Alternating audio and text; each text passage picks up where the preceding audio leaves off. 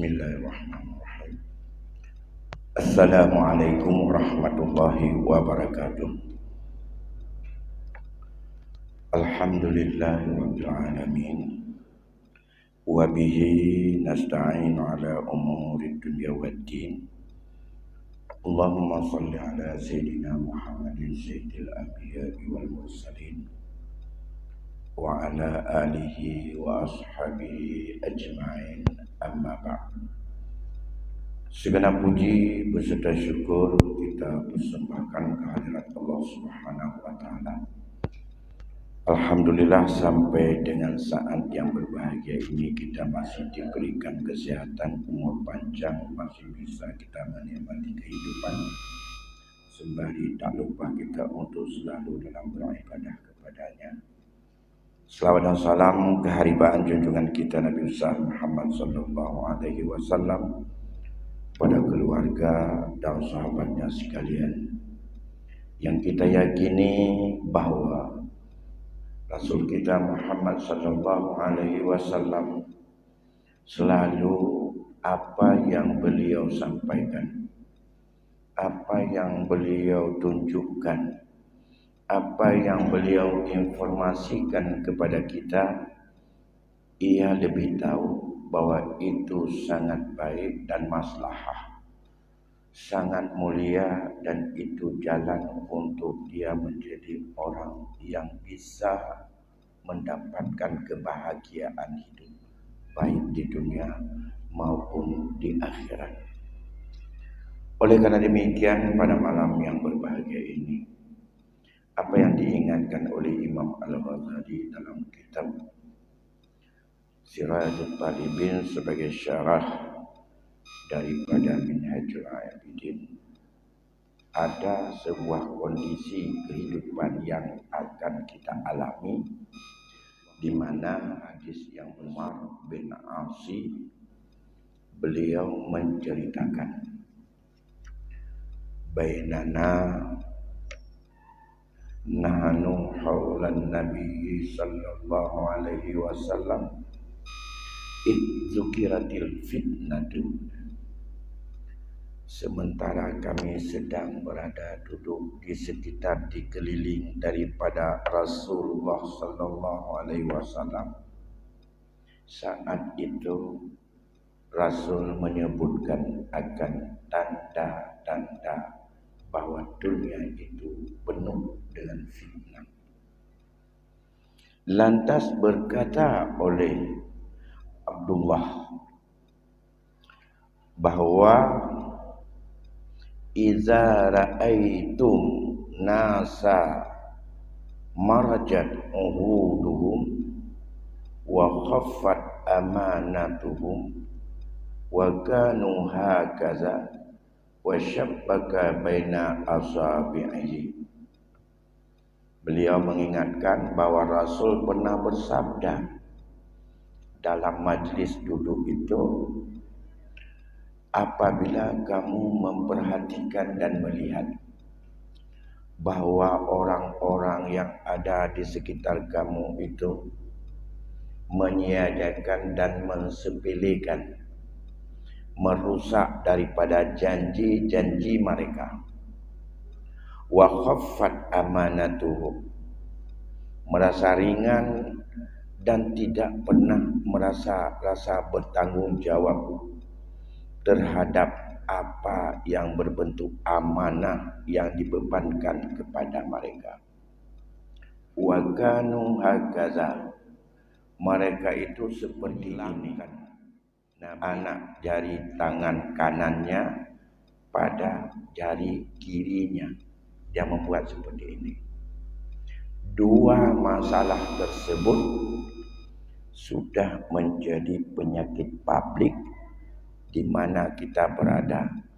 Yang pertama adalah marajat uhuduhum. Marajat itu diartikan yaitu banyak hal, menyia-nyiakannya, merusakkannya, menghancurkannya. Andai kata uhuduhum, janji itu dirusakkan saat ia berbuat janji, bahkan ini disebut dengan tanda munafik, dan kenifakannya ada pada nifak akidah. Tapi kalau janji itu datang kemudian untuk dirusakkan, maka dia menjadi sebagai seorang yang kufur dan ia bersifat dengan sifat kemunafikan. Nah, yang kedua, amanah. Menyia-nyiakan amanah juga merupakan tanda kemunafikan, di mana amanah itu tidak hanya apa yang dipercayakan oleh manusia, tetapi apa yang merupakan komitmen kita dengan Allah juga amanah. Ya.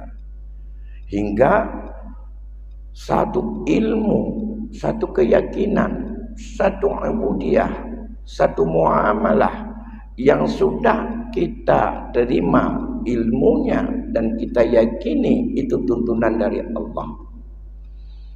Apabila itu tidak kita jaga menurut kemampuan yang ada pada kita, termasuk bahagian daripada merusak dan mengkhianati atau meringankan sesuatu kepercayaan yang Allah berikan kepada kita. Bahkan apa saja yang ada pada diri kita merupakan daripada amanah. Kalau ini sudah sekongkol dalam masyarakat, dalam komunitas masyarakat, dalam hal-hal tertentu, kalau Nabi mengatakan wahakaza, terjadi itu seperti ini, wasyabbaka, dan beliau menyelangkan dua jarinya ke dalam jarinya yang lain. Ini menunjukkan problem-problem terjadi itu adalah problem publik, bukan sekedar lagi pribadi dalam sebuah keluarga, bukan lagi persoalan itu dalam sebuah rumah tangga, tapi sudah menjadi perbuatan umum. Maka dalam hal ini, di mana saat itu Abdullah ibnu Umar bertanya kepada Rasul, "Qultu," kata beliau, "ma asna'u inda zalika ja'alani Allahu fida'aka ya Rasulullah." Apa yang harus aku lakukan manakala terjadi kehidupan seperti itu? Allah telah menjadikan engkau ya Rasulullah sebagai pembela dan penebus penyelamat kami. Engkau dijadikan oleh Allah untuk aku adalah fida, sebagai penebus, sebagai pembela, sebagai penyelamat. Kalau begitu terjadi, apa harus saya lakukan? Itu pertanyaan daripada Abdullah ibnu Umar ibnu Asi. Apa jawab Rasul dalam saat itu? Rasulullah bersabda, "Alzim baitaka." Kemudian kata beliau, "Wa amlik alaika lisanaka wa khudh ma ta'rifu wa da' ma tunkiru wa alaika bil amril khassah wa da' anka amrul ammah." Itu satu hadis. Jadi ada 5 sikap agar kita selamat bila menghadapi kondisi seperti itu. Kalau kita tidak menjaga dengan 5 keadaan tersebut, Rasul tidak menjamin kita tak terjebak juga sebagai persekongkolan dalam menghancurkan amanah dan dalam merusakkan janji itu sendiri. Yang pertama, Rasul mengingatkan alzim baitaka. Mana alzim? Tetaplah kamu untuk berada di rumahmu. Lebih banyak kamu pilih kamu berada di rumahmu. Orang-orang sufi, makna alzim baitaka, jangan keluar menjumpai orang. Jangan baca bacaan orang. Jangan suka cari informasi-informasi yang bermacam-macam, yang gak jelas datangnya. Kata-kata alzim inilah pijakan dasar orang-orang sufi, menyatakan seperti apa yang dikatakan oleh Sufyan Ats-Tsauri, sebagai dasar saat itu hendaklah kamu untuk beruzlah. Uzlah artinya mengasingkan diri. Bekat berkata galak terura. Walaupun dalam hadis yang lain dikatakan, banyaklah kamu bergaul dengan orang. Dengan banyak kamu bergaul dengan orang, kamu akan dapat syafaat di dunia dan akhirat daripada orang banyak itu. Di dunia apa syafaatnya? Banyak hal yang kamu dapatkan, nilai-nilai positif, nilai-nilai kebajikan pada orang banyak itu karena kita banyak pergaulan. Namun dalam konteks zaman yang seperti tadi yang disebut dengan fitnah atau kharaj, kamu tidak akan temukan di situ nasihat dan kebaikan. Tapi kamu akan dibawa dalam konteks yang seperti itu karena sudah begini. Sudah sekongkol semuanya. Dari hulu sampai ke hilir. Dari ujung sampai ke uram. Dari ujung sampai ujung kaki ke cemekam. Kata ban mendung menyoba ulung. Dari Jakarta sampai ke desa. Kalau sudah seperti itu, rakyat juga seperti itu. Maka kalau seperti itu, kamu kalau ingin untuk tidak menyendiri di rumah, pikir nasib rumahmu yang pertama, hati-hati, kamu juga akan terjebak dalam komunitas itu.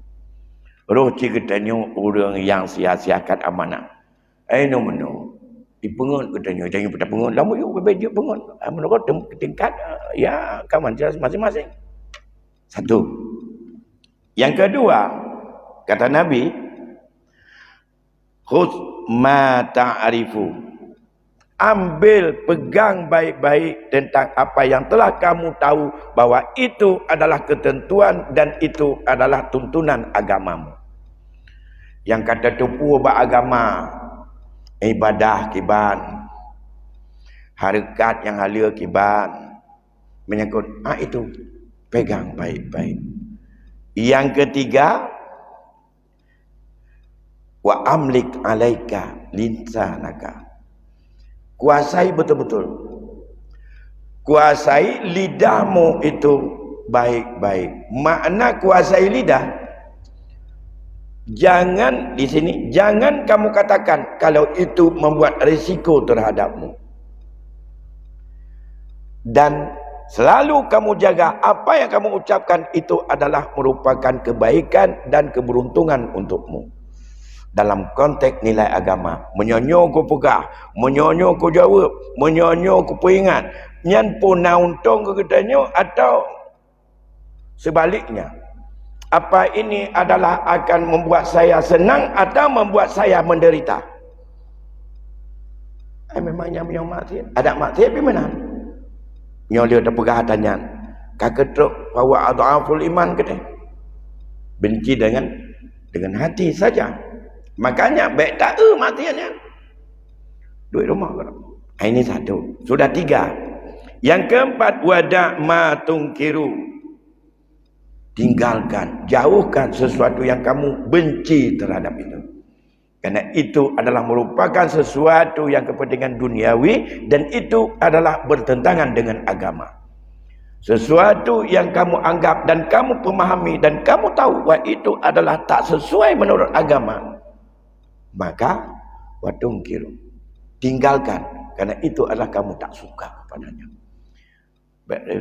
Sudah 3, 4. Yang terakhir, wa alaika bi amril khassah. Yang kelima, kamu harus selalu ada dalam urusan khusus. Tanya tinggal fikir budraw. Urusan khusus, urusan yang sifatnya privat dan itu kewajiban kita. Kewajiban mendidik anak, ya didik anak. Kewajiban cari rezeki, ya cari rezeki. Kewajiban untuk yang mekat, ya tugas mekat. Kewajiban katanya untuk buat, ya semua buat. Kewajiban katanya jauhkan tu ketik surat, ya ketik surat. Kewajiban katanya apa tugas masing-masing. Kewajiban ya lesai pak rusak, ya lesai pak rusak, ya perbaiki. Itu urusan sendiri masing-masing. Wada, ya, kata Rasul, wada angka amral ammah, usahakan kamu tinggalkan urusan-urusan umum, urusan-urusan publik. Hangga bidat karat pada tempat yang sifatnya itu urusan publik. Oleh kerana demikian, karena kita akan terjebak kepada dua hal ini. Dan kita akan terbawa ke situ. Nyo rencana aku nak perbaiki nyo nyan mandum jet langit.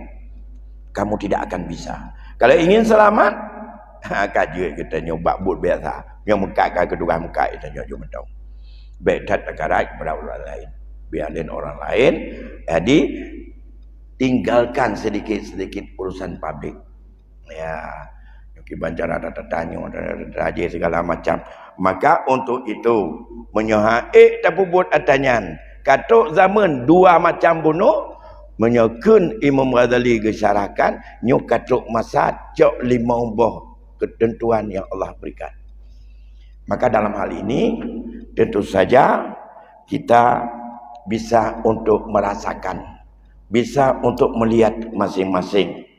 Maka selanjutnya dalam hadis yang lain yang disebut dengan hadis itu adalah tanda-tanda kejadian itu sudah kacau balau atau fitnah atau disebut zaman kharaj, yang dikatakan ditanyakan kepada Rasulullah, wa ma ayyamul haraj ya Rasulullah. Dijawab di Rasulullah yang dikutip adalah yaumun hina la ya'manur rajulu jalisahu. Yaumun la ya'man rajulu jalisahu. Nyan zaman kacau balau. Kiban zaman kacau balau, orang yang tak pernah merasa aman untuk tinggal, bekerja, berusaha dan hidup pada tempatnya sendiri. Dengan sebab banyak sekali gangguan yang tidak terkendali. Hadis lengkapnya adalah, aku berkata, kata daripada perawi hadis ini yaitu Ibnu Mas'ud, yaitu di saat Nabi mengatakan la ya'man biwa'iqihi wa dawahi. Tentang hadis ini lengkapnya, qultu fima ta'muruni in adaraktu zalika zaman. Bagaimana aku bisa bersikap ya Rasulullah? Apa yang bisa engkau anjurkan kepada kami Rasulullah jika aku mendapati satu zaman yang seperti yang engkau katakan tadi yang tidak nyaman? Lantas Jawal menjawab, bukankah ya Rasulullah, kaf nafsaka wa yadaika wa dakhilil daraka, kendali dirimu. Yang kedua, kendalikan anggotamu dan tanganmu. Dan selanjutnya, masuk dalam rumahmu. Itu perintah Nabi. Jaga kaf nafsaka. Hentikan, kendalikan diri kita. Baik tak takarat dengan sesuatu yang tidak ada manfaat. Kemudian kendalikan dua tangan kita. Jangan cepat sekali untuk kita iakan. Yang ketiga, masuk dalam rumahmu. Lantas sahabat bertanya, ya Rasulullah, ara'aita ya Rasulullah indakhala ala dari. Problem tadi tidak aman itu masuk dalam rumah. Kemana kami lari? Saat itu tidak terbayangkan bahwa masuk karena itu orang. Rupanya hari ini betul bisa masuk itu. Problem tadi itu bisa sapuk ke rumah. Dan kemana saya lari? Jawab Rasul, masuk dalam kamarmu. Dah mau dalam kamar pikir, ya Rasulullah, aku dalam. Maka nasihat Rasul yang terakhir, kalau ke rumahmu, ke kamarmu juga masuk, indakhala ala baitika fadkhul masjid wasna hakaza wa qabada alal ku'. Kalau dalam kamarmu juga sampai, kata Rasul, masuklah kamu ke masjidmu. Kerja masjid. Menyuhana amal dalam kamar di rumah, masjid kerja. Kemudian Rasul memegang daripada tangannya. Apa benda? Wa qabada alal ku'ai, gecak jara daripada Ibnu Mas'ud oleh Rasulullah geman. Nyo bak buat jara. Geken, kul, duk dalam masjid, ini kamu ucapkan. Apa? Dijawab Rabbi Allah, Rabbi Allah, Rabbi Allah. Sampai kapan kamu kata? Hatta tamuta. Sampai kamu mati, itulah kamu ngomong dalam masjid. Rabbi Allah, Tuhanku Allah, Tuhanku Allah. Baik-baik dalam masjid yang kena apa tapi hatta tamut. Sampai mati baik-baik yang selamat. Yang keban perselamat badang lo fitnah. Yang ban pertama. Dari rumah hana aman tata mongkama alam aman orang tata jual aman jam masjid. Dua masjid dua itikaf. Baba Rabbi Allah, Rabbi Allah, Rabbi Allah. Duk nala gua kun anago. Tidak hatta tamuta. Sampai kamu mati, itulah yang ada dalam ucapanmu dan tempatmu yang aman di masjidmu. Datang ke masjid. Tibit mentong jak minta rezeki. Tibit mentong jak kewajiban-kewajiban. Istirahat, lain, santai, madu-madu jak dalam masjid yang kenyangkun tapi. InsyaAllah kamu selamat. Bapak Ibu sidang jamaah yang dimuliakan Allah Subhanahu wa taala. Kemudian di Ibnu Mas'ud ini juga dalam hadis yang lain yang diceritakan kepadanya oleh Haris bin Umairah. Ini berkaitan dengan kharat ini. Ada 3 hadis. Ini si hadis satu lagi, di mana Nabi SAW berkata bagi Haris. Haris menceritakan kepada Ibnu Mas'ud. Apa kata Rasul?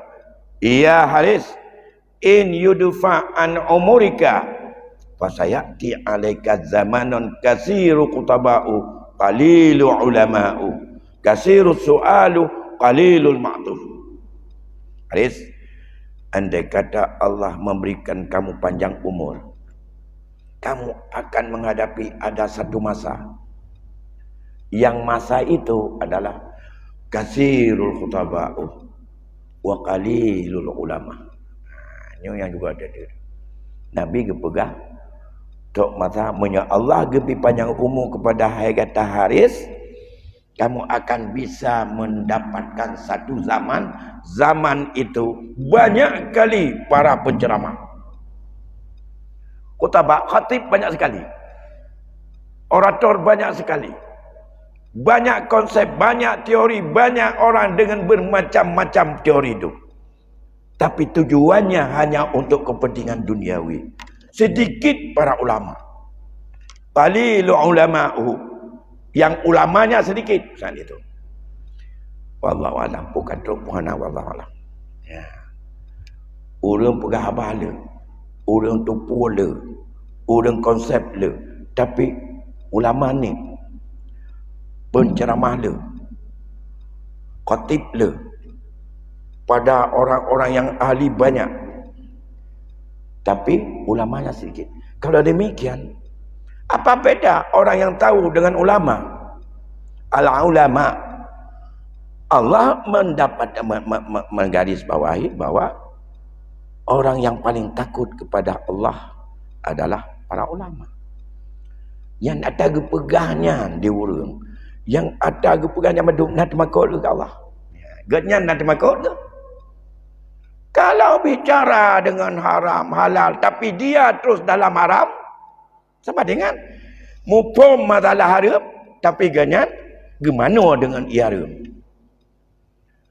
Mupo masalah riba, tapi dia ganyan gimana dengan riba. Anak perlu-perlu adanya. Nyan termasuk khutabah. Khutabah. Begitu juga dengan masalah-masalah yang lain. Baik masalah ekonomi maupun masalah yang bukan ekonomi. Masalah sosial, masalah budaya. Yang kerja beradat.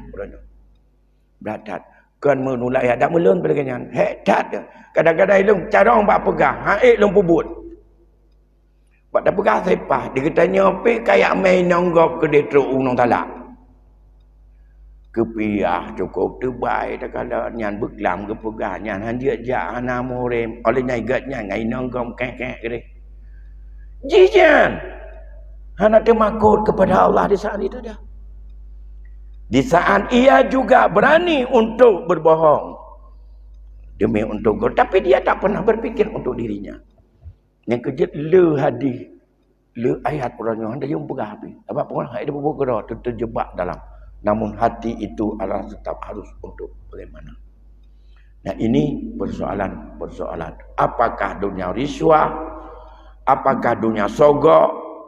Apakah itu adalah dunia pencurian? Pencucian? Macam-macam. Dengan bermacam dalih. Semua tahu. Ayat tahu. Hadis tahu. Tapi dia tak takut kepada Allah untuk melanggar itu semuanya. Taubat pun enggak. Seolah-olah ia tak pernah ada beban sedikit pun. Ini yang pertama. Yang kedua, kata Rasul, tanda dunia kharaj. Di saat yang dianggap kamu harus akan menemukan itu, tapi hanya lebih panjang umur oleh Haris dan mungkin tak sempat mengalami pada hari ini. Yang kedua apa? Kasirus su'alu wa qalilul ma'tuh. Banyak orang peminta-minta, banyak orang yang membutuhkan, banyak orang yang membutuhkan meminta ini minta itu, tapi sedikit orang memberi. Urung bini, urung laki lu. Sebab apa? Bukan apakah di saat itu tidak banyak orang kaya, bukan. Meminta itu boleh untuk kepentingan sosial, meminta itu untuk kepentingan. Misalnya, kalau diminta itu sesuatu yang baik, tapi enggak jelas ke mana dibawa. Mungkin orang yang memberi juga merasa enggan memberi. Yang pun tajuknya. Yang betul ke pulau daya puan. Yang betul percaya ke pulau daya. Urung minta tu pula ke daya lah 6 ketupat diganya. Yang minta tanya daya harganya, ditanya tajak daya harganya 6 ketupat lah tu. Kalau permintaan sebahagian. Jadi banyak sekali peminta dalam segala aspek. Tapi sedikit orang yang memberi. Orang miskin, orang kurang ekonomi, minta modal. Islam begitu. Orang kaya gejuk modal, orang gasin ke kerja. Dari hasil modal, hasil kerja, itu keuntungan bersama antara orang kaya dengan orang miskin. Tapi di saat orang yang tidak jujur lagi, amanahnya sudah rusak tadi. Ya, tajuk peng 5 juta. Gekira nyepeduk dabah. Kajian tak kira mampu lebih menjaga yang tiurah. Itu bukan real sebagai usaha. Sehingga maka ekonomi Islam susah jalan. Di saat manusia tidak ada lagi yadun amanah. Dengan kepercayaan yang penuh. Bayangkan hari ini sering sekali kita alami. Di rumah sendiri. Kerana dengan tak percaya. Baiklah ke kau. Anak dia cuma bunga tu. Apalagi orang lain. Karena mengapa? Usaha yang namanya usaha dalam Islam. Seorang pemberi modal tidak mesti perbankan. Masa Rasulullah bukan perbankan, orang kaya pemberi modal. Dia memberi. Dia butuhkan apa yang kamu sanggup. Saya sanggup untuk pandai besi. Berapa modal? Ini ada modal kamu untuk 5 juta saya berikan. Kerjakanlah baik-baik. Hasilnya nanti kamu jual, kamu cari modal lagi. Modal paduk 5 juta. Ya. 5 bulan kemudian atau 1 tahun, ayo kita hitung berapa untung.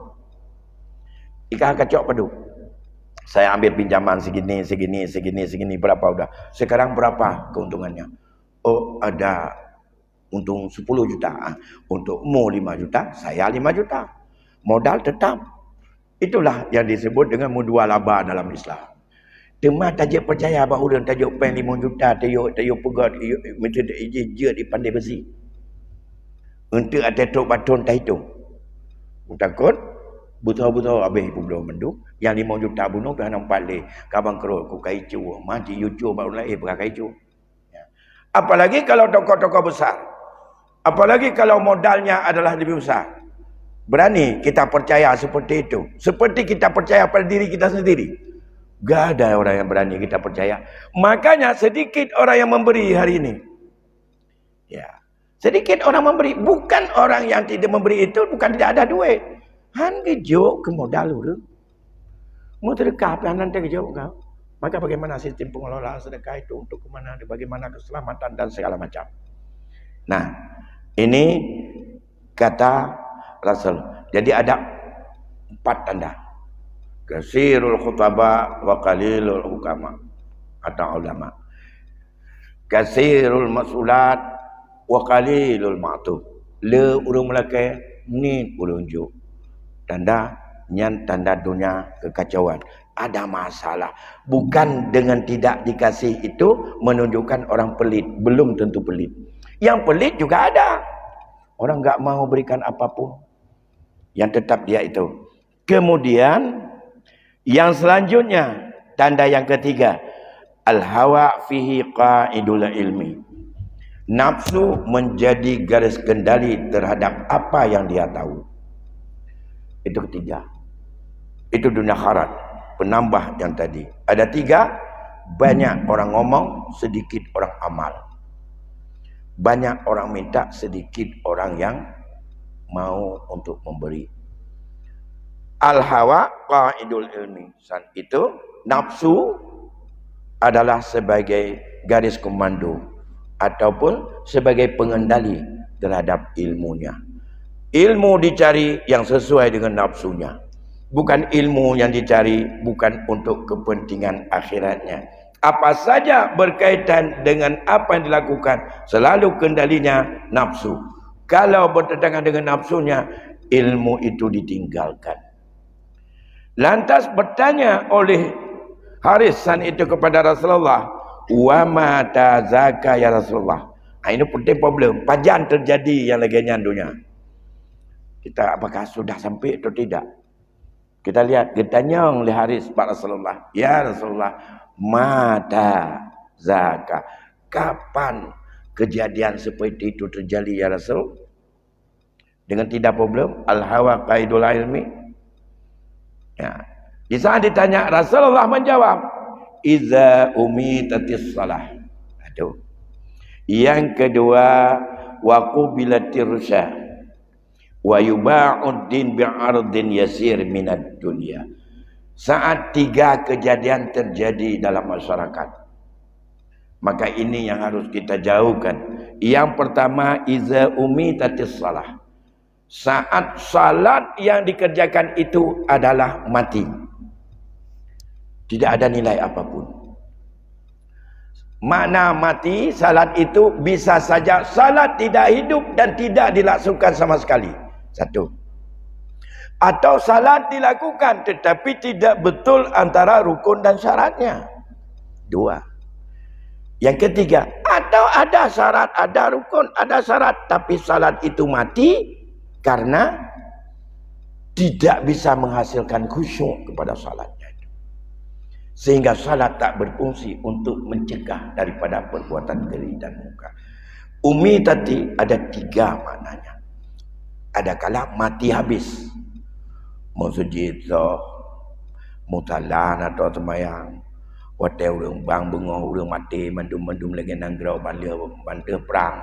Anak tahu bodoh, tak bawa menyaura bingung, punya bodoh, nam tua di laut tu, ramai-ramai orang. Mati. Memang tidak. Apabila misalnya ada masyarakat 50% tak salat, yang hana sama sekali 50% semayang. Orangnya alhamdulillah kalau ada na orang hana semayang, hana tu tingkat dinan, tapi hana tak hitung. Tapi dia tak pegang sensus macam mana?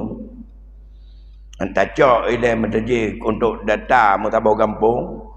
Dalam kampungnya paduk draw yang nak semayang, paduk draw yang nak semayang. Naik semayang ile, baik ile ke jamaah. Kah, yang nak semayangnya, tanya ulam, yang ubina yang nak semayang, yang paduk draw di antara dalam tabau kampungnya, yang kapah syarat dan rukun, dan paduk draw yang nampak. Mulai dengan Fatihah, segala macam rukun qauli, rukun fi'li dan rukun qalbi kapal mandu. Ya. Oleh apa adanya? Apakah syarat bersuci segala macam sudah pas dia? Yang dia miona tinggal 50% tu, kan tinggal 25%. Dalam 25% dari 30%, padu bro yang betul-betul kucung. Ya. Yang betul kucung, miona 30%. Menyudup nan mentang dianggap sudah ke pertama mati salatnya. Mati salat akan terjadi dah 3 masalah. Yang pertama al-hawa qaidul ilmi. Nah, apalagi salat tidak mau untuk kita tasihkan, kita perbaiki dan kita uji. Yang ada pegat metode yang di kampung-kampung, pegat berat. Ada truk batas ayat semayang baca Fatihahnya ketinggal apa ke? Bubalik hukum lain le berat dah. Yang baik test. Ini kalian mentau. Yang pada tahap baca Qurannya baru baca Quran. Kalau yang lain, hai mentau begini. Ada di antara orang kita pergi umrah. Lantas dari sana pernah saya ditelepon. Tak usah saya sampaikan. Salatnya pas subuh Jumat. Ditelepon, Ustaz, ini nampaknya aliran apa lagi ini, aliran sesat. Masa salat subuhnya ini adalah bukan 2 rakaat, tapi 3 rakaat. Kena ada sujud tilawah, dipikir itu salatnya 3 rakaat. Karena pernah yang udip nak semayang sujud tilawah. Karena di alif lam mim sajadah di Masjidil Haram, bunga Jumat, nya nak tu aliran yang tang aliran tersaji yang pakat semayang 2 rakaat tu boh. Biasa itu 2 rakaat nyo nak sujud, tapi tak tabah rakaat kedua nyo, rakaat kedua hana ruku-ruku lantung aju. Olian hana 2 antara 2 sujud.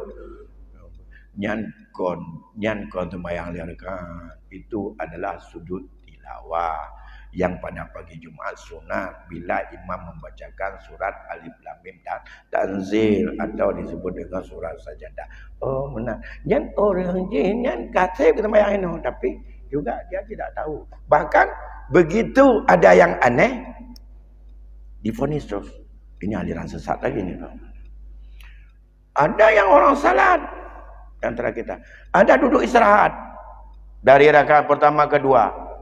Ini lain kali salatnya ini. Kok ada duduk ini. Ini aliran apa lagi dia itu? Padahal itu ada sunat duduk istirahat. Karena biasa kita dari sujud kedua langsung bangun. Begitu ada orang yang duduk istirahat, dianggap ini adalah sesat juga. Cepat kali untuk memponis, tapi tak mau untuk mempelajari dan ingin untuk mentasihkan itu semuanya. Tadi salah juga. Yang kedua, yang pertama karena salatnya mati. Wa qubbilatir rusya.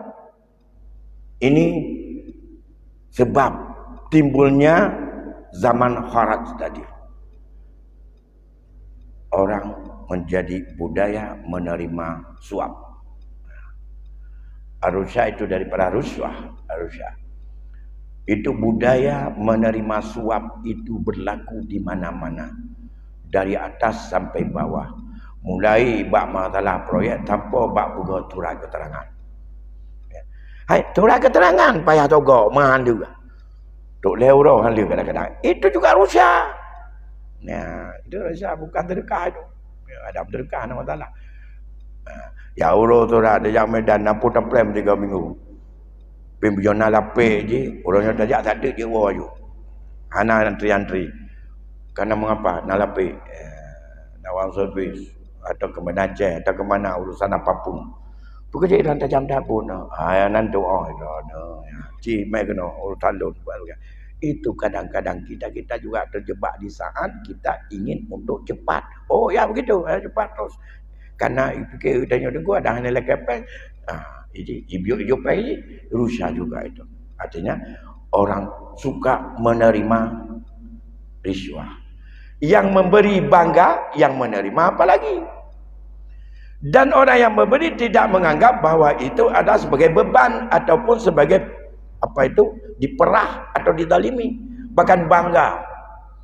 Ini supaya saya diterima anak saya menjadi seorang mahasiswa di kedokteran. Nah, berapa juta gampang menggapat amita. Nah, berapa juta ya pokoknya kalau ada itu bisa untuk selesaikan urusan. Nah, tak mau untung yang pilihan yang PP3 inilah yang penanggulangan itu agak susah dalam konteks apapun. Jadi ini kalau itu sudah membudaya, zaman itu karat, zaman yang penuh kekacauan. Dan yang terakhir, ya kata Rasul, wa yuba'uddin bi'ardin yasir minad dunya. Mereka jual agama ini, jual Islam, jual tauhid, jual syariat, jual dengan segala hukum, ya bi'ardin yasir, dengan biaya yang sangat kecil, minat dunia, dengan kepentingan duniawi. Publawa. Tak publawa kebenaran, tak publawa pemantang agama tu yang kata etiket, dengan hanya kepentingan agar menang dalam duniawi yang sangat kecil dan sedikit. Kalau 3 problem ini terjadi, maka mengakibat 3 tadi. Jadi ditanyakan oleh Haris, apa itu terjadi ya Rasulullah? Di mana banyak khutbah, sedikit ulama. Yang kedua, banyak peminta, sedikit yang memberi. Yang ketiga, nafsu menjadi kendali sebagai untuk terhadap apa yang ilmu yang telah diketahui. Kapan itu terjadi? Di saat 3 persoalan terjadi dalam masyarakat. Maka kalau itu jangan terjadi, kuncinya antisipasi sebabnya yang 3 ini. Apa sebabnya? Hidupkan salat pada diri kita masing-masing. Sempurnakan salat, keluarga kita semua salat, tepat waktu segala macam, dan paskan bahwa rukun dan syaratnya, kemudian pas sampai kepada khusyuknya. Bagaimana untuk mencapai kepada khusyukan salat itu, untuk kita masuk dalam salat dengan penuh kerinduan. Dan ada beberapa trik yang diberikan oleh para ulama dalam rangka bagaimana pencapaian agar salat kita bisa menghasilkan konsentrasi dan khusyuk. Apa yang kita ucapkan dalam salat selalu kita pahami maknanya. Itu yang pertama. Yang kedua, antisipasi terhadap jangan terjadinya riswah. Perang terhadap riswah. Perang terhadap sogok menyogok. Perang terhadap bermacam nama yang servis. Biarlah kita 1 minggu menunggu. Apabila memang harus entry, jangan sempat potong kompas, 5 menit harus selesai. Yang enggak ada lapik, maka akan menunggu sampai 15 hari. Jadi itu harus untuk budaya demikian. Jadi budaya antri dan aturan. Dan yang terakhir, yaitu potong habis. Jangan sekali-kali agama yang ada dalam keyakinan kita untuk kita perjualbelikan, untuk kita tukar dengan kepentingan duniawi, kepentingan hanya dari hidup sampai batas mati, tak pernah ada hasilnya untuk apa yang harus kita dapatkan setelah mati, mulai alam barzakh, kiamat, mahsyar, sampai kepada kita sampai ke syurga Allah nanti. Demikian barangkali yang dapat kami sampaikan, mengingat waktu Isya sudah masuk. Lebih kurang saya mohon maaf. Adanallahu wa iyyakum ajma'in. Wallahu a'lamu bissawab. Assalamualaikum warahmatullahi wabarakatuh.